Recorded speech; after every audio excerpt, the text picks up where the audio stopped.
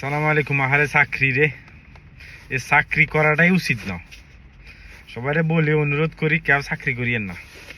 চাকরি করলে এ বেতন, এ বাসা ভাড়া শেষ, এ খানা খরচ শেষ, এ দেশে পাঠাইলাম শেষ। এই মনে করেন আপনার অসুখ দাবাইর আপনার হাতে আর থাকবো নোট এক কান।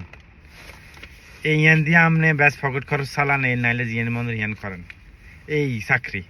আবার মাস শেষ হলে আবার সামনের মাস আইতে আইতে মনে করেন খরচ রেডি, হিসাব লিস্ট জোগাড় হয়ে গেছে।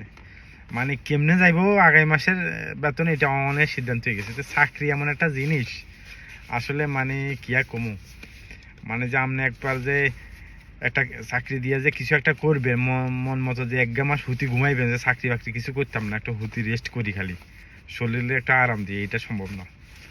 বিশেষ করে বিদেশি মানুষরা তো ব্যাস আইয়ে বিষাপত্র লই চাকরি লাই, কথা বলছেন। চাকরি বাকরি করিয়ে না চান, চাকরি বাদ দিয়ে কোনো কিছু করতে না। চাকরি করলে শেষ, জীবন যৌবন শেষ, টেকাও শেষ, কিছু থাকতে না, কথা বলছেন।